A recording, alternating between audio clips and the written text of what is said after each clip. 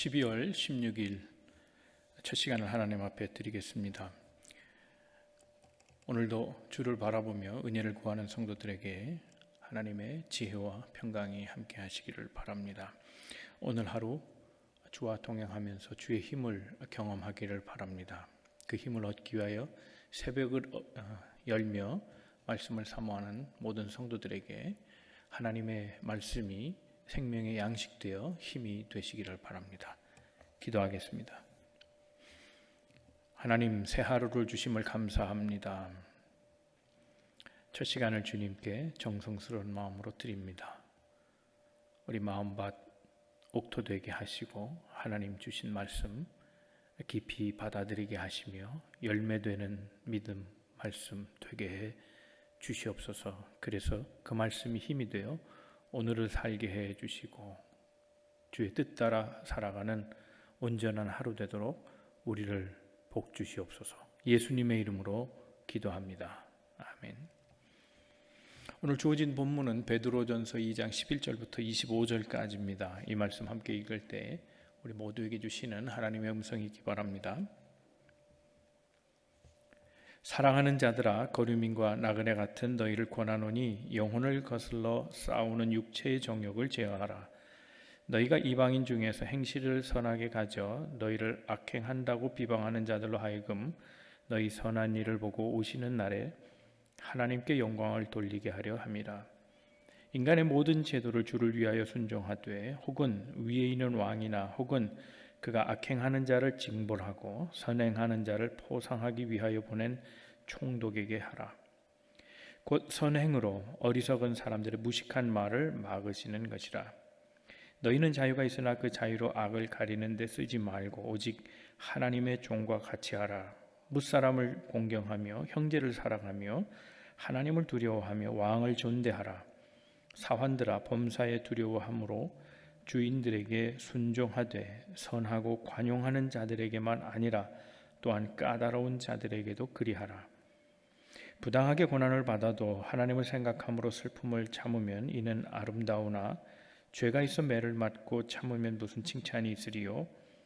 그러나 선을 행함으로 고난을 받고 참으면 이는 하나님 앞에 아름다우니라. 이를 위하여 너희가 부르심을 받았으니 그리스도도 너희를 위하여 고난을 받으사 너희에게 본을 끼쳐 그 자취를 따라오게 하려 하셨느니라. 그는 죄를 범하지 아니하시고 그 입에 거짓도 없으시며 욕을 당하시되 맞대어 욕하지 아니하시고 고난을 당하시되 위협하지 아니하시고 오직 공의로 심판하시는 이에게 부탁하시며 친히 나무에 달려 그 몸으로 우리 죄를 담당하셨으니 이는 우리로 죄에 대하여 죽고 의에 대하여 살게 하려 하심이라. 그가 채찍에 맞음으로 너희는 나음을 얻었나니 너희가 전에는 양과 같이 길을 잃었더니 이제는 너희 영혼의 목자와 감독 되신 이에게 돌아왔느니라. 아멘. 베드로전서는 고난받는 공동체에게 주신 말씀입니다. 베드로 사도는 소아시아 지방, 오늘의 그 터키 지방 중심으로 하는 약 5개의 교회에 베드로 서신을 보냈습니다. 그들은 지금 매우 환난 중에 있습니다. 환난 중에 있는 그들에게 잘 견디라 권면하면서 이 고난을 잘 견디면 영혼, 너희의 영혼뿐만 아니라 문 영혼이 너희 때문에 구원받을 수 있다라고 그렇게 고난받는 공동체에게 용기와 믿음을 북돋아 주고 있습니다. 자, 오늘 본문의 말씀을 시작합니다. 2장 11절 첫 절에 보면 사랑하는 자들아, 거류민과 나그네 같은 너희를 권하노니 영혼을 거슬러 싸우는 육체의 정욕을 제어하라 얘기합니다. 자, 고난을 받을 때 유념해야 될 사항은 뭐냐면 영이 살고 육이 죽어야 된다는 겁니다. 고난을 받으면 육이 살 가능성이 있습니다. 악으로, 깡으로, 또 불의에 대해서는 저항하면서 항거하고 그러면서 영이 살고자 하다가 영이 죽고 육을 죽여야 하는 우리가 도리어 육이 살아나는 결과가 있기 때문입니다. 11절에 분명히 말하기를 우리의 정체성에 대해서 알려주는 바 거류민이요 나그네라 그랬습니다. 거류민이고 나그네라. 그러니까 거류민 나그네 공통적인 특징은 무엇인가 하면 지분이 있는데 지금은 아니라는 거죠. 지금 살고 있는 땅은 지나가는 곳이라는 겁니다.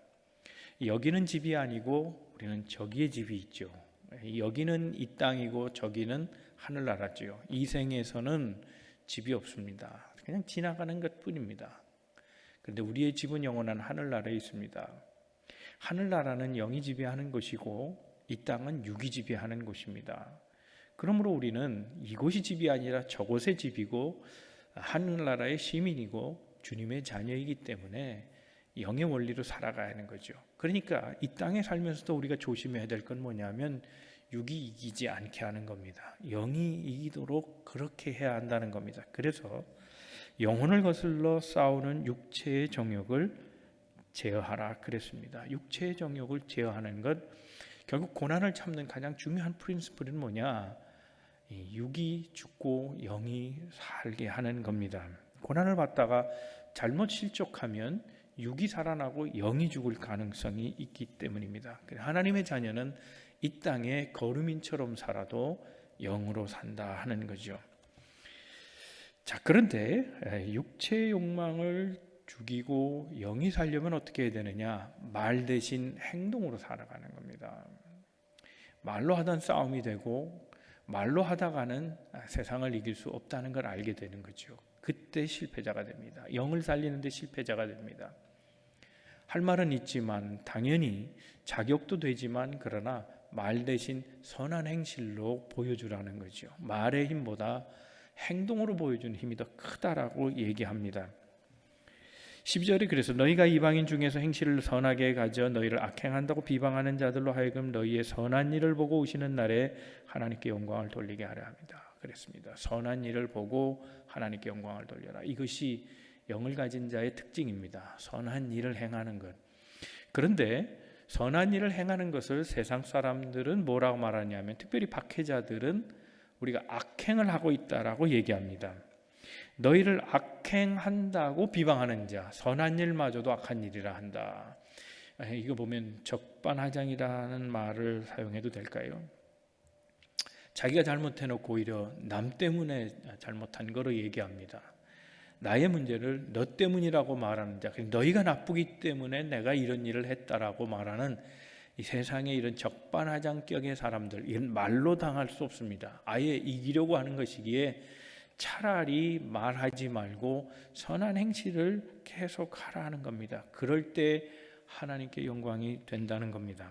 그래서 오늘 우리가 주어진 본문 11절에서 25절까지는 중요한 두 가지 우리 삶의 목적이 보여지는데, 첫째는 하나님께 영광 돌리는 삶을 살라는 겁니다. 하나님께 영광을 돌리는 삶. 두 번째는 그리스도처럼 따라하기입니다. 그리스도처럼 따라하기. 그렇게 사는 삶이 그리스도인의 삶, 고난을 겪는 자의 정말 중요한 모습이다라고 얘기합니다.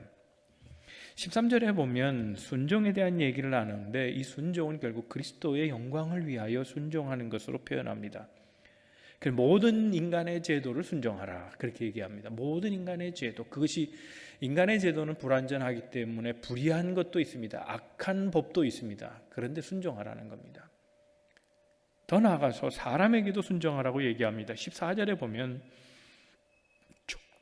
총독에게도 순종하라 말합니다. 총독이 불의한 총독도 있을 수 있죠. 성경에서 얘기하는 권위자에 대한 순종은 무조건적인 순종은 분명히 아닙니다. 베드로는 그걸 가려놨는데 14절에 이렇게 얘기합니다. 총독의 역할이 뭐냐? 악행하는 자를 징벌하고 선행하는 자를 포상하는 총독이에요. 그러니까 악을 행하는 총독이 아닙니다. 그러니까 총독의 권한을 제대로 수행하는 자라면 세속권위도 순종하라 그런 얘기입니다. 15절에 보면 선행으로 어리석은 사람들의 무식한 말을 막으시는 것이니라 그랬습니다. 제도와 사람, 권위를 가진 사람에게 순종하는 이유도 하나님의 영광을 위한 것이라는 겁니다. 16절에는 우리가 그리스도인으로서 가져야 될 가장 중요한 정체성 가운데 하나인 자유인이라는 이야기를 여기에 언급해 놓고 있습니다. 그런데 그 자유인을 표현할 때 조금 이해가 되지 않는 표현으로 자유인을 설명합니다. 하나님의 종이라는 겁니다. 자, 하나님의 종이 자유인인가 하는 겁니다. 하나님의 종이 어떻게 자유인일 수 있겠습니까? 그럼 우리가 정말 자유인입니까? 이를 설명하려면 좀 반대의 이야기를 좀 하면 좋을 것 같습니다. 그러면 반대로 말하면 우리는 죄의 종입니까? 사탄의 종입니까? 사단의 요구에 무조건 따라야 하는 노예처럼 굴복하고 살아가는 사람인가 하는 겁니다. 네, 육이 살고 영이 죽은 사람은 죄의 종일 겁니다. 그래서 육신의 소욕대로 살고 정욕대로 살고 이생의 자랑으로 살 겁니다. 그것은 세상의 룰로 살아가는 사람들의 모습입니다. 그러나 우리는 이 생을 거류민처럼 살아가고 영생하는 곳에서 천국의 시민으로 사는 자이기에 이 땅에서도 하나님의 뜻대로 살아가는 사람들이죠. 그러니까 우리는 죄의 종은 분명히 아닌 겁니다. 사탄의 종이 아닙니다. 우리는 하나님의 종입니다. 자유인이라고 말하는 그 자유인은 무엇으로 주어진 말인가 하면 우리가 그런 사탄의 종, 죄의 종이었다가 그 죄의 속박을 풀어주신 분이 계신데 그분이 바로 하나님이시고 그의 아들 예수 그리스도의 보혈 때문이라는 겁니다. 그래서 우리가 자유함을 얻었기 때문에 우리를 자유인이라고 말하는 겁니다. 그런데 그 자유함을 얻은 하나님의 사람들은 하나님의 종이 되는데 이 하나님의 종이 되는 원리는 자발적이라고 하는 것에 있습니다. 자발적인 겁니다. 억지로 굴레를 씌워서 종이 되게 한 것이 아니고 우리를 영원한 죄에서 구원해 주신 분, 형벌에서 우리를 자유케 하신 분이기에 자발적으로 그를 위해 순종하고 그의 뜻에 맞추고 그분을 위해 살아가니 우리는 자원하는 종이 된 겁니다. 그러니까 고난을 견디는 이유도 그겁니다. 죄가 있어서 고난을 견디면 무슨 의미가 있겠습니까? 오늘 본문에도 부당하게 고난을 받아도 하나님을 생각하고 슬픔으로 참으면 이는 아름다우나 죄가 있어 매를 맞고 참으면 무슨 칭찬이 있으리요 그랬습니다. 죄가 있어서 참는 고난은 의미가 없지요. 그러나 정말 죄가 없음에도 불구하고 자발적으로 고난에 참여한다면 그래서 그것을 통해서 하나님께 영광이 된다고 하면 그 고난은 아름다운 것이라는 겁니다. 죄가 없는 자의 아픔은 아름다운 거죠. 네, 지난 주일 설교에도 말씀을 드렸지만 우리는 상처조차도 아름다운 사람이 될 수 있습니다. 그것은 마치 옥합이 깨질 때 그 속에 담겨져 있던 향이 폭발하듯이 참깨가 터지면서 갈리고 깨지고 터지면서 깨향이 나오는 것처럼 정말 순수한 자의 이 고난, 그 고난은 상처마저도 아름다운 겁니다. 그러나 죄가 있어서 흘리는 비명과 거기에서 터져나오는 인간의 냄새는 아름답지 않죠. 그러니까 그리스도인으로서 우리를 자유케 하신 분을 위하여 자발적으로 고난에 참여해서 그것을 통해서 말이 아니라 삶으로 선한 일들을 보여준다면 그것은 곧 하나님의 영광을 위하는 것이 된다는 겁니다. 그래서 모든 일에 하나님의 영광을 위해 하는 겁니다. 그래서 하나님의 영광을 위해 살아가는 것, 이걸 고난을 받은 사람들이 기억해야 될 가장 첫 덕목이고, 두 번째는 샘플이 있었으면 참 좋겠습니다. 어떻게 고난을 참아갈 것인가, 누가 그렇게 한번 고난을 참는 좋은 샘플이 있었으면 좋겠는데 그리스도가 그렇다는 겁니다. 그래서 베드로는 그리스도를 예시하면서 그리스도를 따라해보라 말합니다. 생각해보면 그리스도의 고난이 우리를 구원했을 뿐만 아니라 그가 희생함으로 많은 사람들이 그를 통해서 생명을 얻었지 않느냐는 겁니다. 우리도 그렇게 하자라고 권면하고 있는 겁니다. 토마스 아켐피스라고 하는 사람이 그리스도를 본받아 이미타티오 크리스티라고 하는 작품을 썼죠. 그리스도를 본받는 것, 그것은 이 토마스의 평생의 과제였습니다. 우리가 그렇지 않나요? 우리가 그리스도를 닮아가는 것이 그렇지 않느냐 하는 거예요. 그런데 우리 그리스도인의 삶에서는 그리스도의 부활, 그리스도의 승리, 그리스도를 통한 어떤 베니핏을 생각할 때가 많아요. 그러나 먼저 기억해야 될 것은 그리스도를 통해서 얻어지는 것이 아니라 그리스도처럼 살아가는 내용 가운데 고난과 슬픔, 아픔, 희생 그리고 죽음이 있다는 것을 생각해야 된다는 겁니다. 거기까지 본받아야 그리스도의 온전한 모습을 보고 따라가는 지체가 될 것입니다. 그런데 그리스도는 말하지 않았다는 겁니다. 그래서 오늘 본문의 말씀 보면 이것이 이사야 53장의 이야기로 연결이 되는데 말 없는 양이죠. 도살장으로 끌려가는 제물같이 말 없으시고 그러나 그럼에도 불구하고 그의 피를 쏟아서 모든 일을 대속하신 바로 그분이 그리스도라는 겁니다. 그러므로 우리가 고난을 받는 것, 자원에서 고난을 받는 것, 그것도 결국은 그리스도와 같은 모습이 될 수 있다라고 설명하며 고난에 대해서 피하지 말라고 권면하고 있는 겁니다. 주님이야말로 선한 일을 하신 분 아닙니까? 말로 아니라 행함으로 그것을 보여주신 분이 바로 그리스도입니다.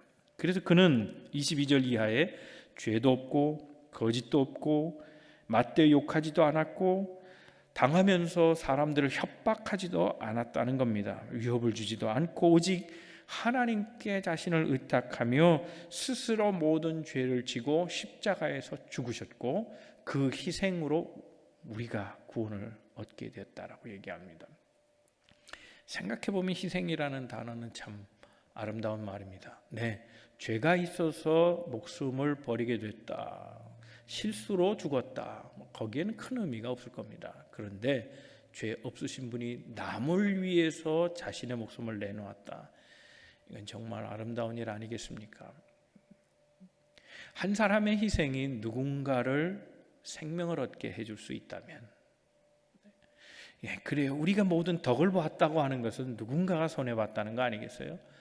내가 조금 더 좋아졌다는 건 누군가가 더 자기의 것을 내려놓았기 때문입니다. 그래서 된 겁니다.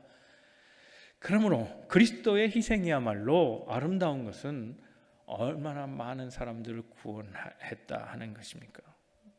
이게 정말 놀라운 희생 아니겠습니까? 오늘 우리 그리스도인의 고난이 의미가 있느냐? 의미가 있으려면 첫째, 죄가 없어야 합니다. 당당한 고난이어야 한다는 거죠. 그래서 결국 그 고난은 아름다운 고난이라 칭할 겁니다. 두 번째는 그리스도인이 고난을 당해야 하는 이유는 그 희생으로 많은 사람들이 옳은 대로 올 수 있다는 거죠. 옳은 대로 인도함을 받는 것, 별처럼 많은 사람들을 가이드해 줄 수 있는, 그래서 그 희생을 보고 많은 사람들이 생명의 덕을 볼 수 있는 일이기 때문이라는 겁니다. 오늘 고난을 당하는 사람들은 많지만 그러나 그 고난이 그리스도를 위한 고난이기는 쉽지 않습니다. 오늘 우리도 우리의 삶을 통해서 누군가를 생명을 얻게 하는 삶을 살아갈 수 있다면 우리가 받는 고난은 참으로 아름다운 고난일 겁니다. 오늘 말씀을 다시금 기억해보면서 오늘 하루도 하나님께 영광이 되는 삶, 나 자신이 아니라 자원하여 하나님께 영광을 돌리는 삶이 무엇인가를 생각합시다. 두 번째는 그리스도를 따라하십시다. 주께서 자기를 버리심으로 많은 사람들을 구원했던 것처럼 우리도 우리의 희생을 통해서 그리스도에게로 많은 사람을 인도하는 삶, 그것은 무엇인가 예수를 따라하며 그것을 곰곰이 생각해보는 하루가 되길 바랍니다. 오늘 우리의 삶을 통해서 하나님의 영광을 받으시고 많은 사람들이 주께로 인도받는 그런 존귀한 하루가 되기를 주님의 이름으로 축원합니다. 기도하겠습니다. 주님, 오늘 하루 우리에게 생명을 주심을 우리로 하여금 주의 뜻대로 살도록 그 생명을 연장시켜 주신 하나님의 뜻이라 믿습니다. 주의 말씀을 들었사오니 그 말씀대로 행하게 하시고 오늘도 주의 영광을 돌리게 하시고 주로 인한 그 은혜의 보답을 많은 사람들을 생명 얻게 하는 삶으로 그렇게 갚아가는 믿음의 사람 되게 해 주시옵소서. 오늘도 주를 바라보며 구할 것이 있는 성도들 그 애절한 사연들을 기억해 주시고 구하는 모든 것마다 응답하실 때 구한 것 이상으로 넘치는 하나님의 은혜 응답으로 받게 하여 주시옵소서. 기도의 자리 복되게 하셔서 하나님의 뜻이 이루어지는 거룩한 자리 되도록 우리 기도 시간을 복되게 하여 주시옵소서. 예수님의 이름으로 기도하옵나이다. 아멘. 오늘도 영상을 따라서 주어진 제목에 맞춰 기도해 주시길 바랍니다. 그 기도 후에 중보기도 두 가지를 부탁드립니다. 하나는 경제적으로 어려운 성도들 위해서 기도해 주시고, 두 번째는 질병으로 고통당하는 성도들 위해서 기도해 주시기를 부탁드립니다. 이후에 우리 모두의 제목들을 하나씩 내어놓으시고 기도하셔서 응답의 기쁨이 넘치는 은혜의 시간 되시길 바랍니다. 계속해서 기도하겠습니다.